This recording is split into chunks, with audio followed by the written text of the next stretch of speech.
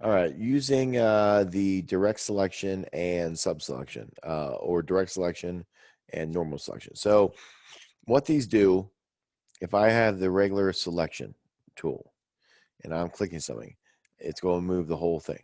Okay, so I can move the whole thing around. All right, I can turn it and rotate if I want. Okay, I can stretch it, make it bigger.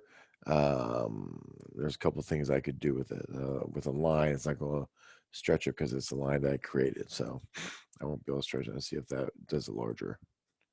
Yeah, so that does a little larger. Okay, so I can rotate it, shrink it, change the size. Now, with a direct selection, I'll go direct selection tool.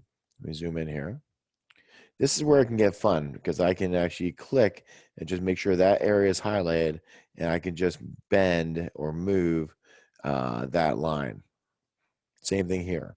If I'm clicking on here, I can move this anywhere I want. So it makes my life easier. Now, with this, let's see here. Let's do one thing. I want to show one thing with a shape.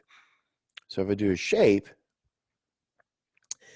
if I have my direct selection, I do a square around the top part. I can actually shimmy it and move around wherever I want. Okay.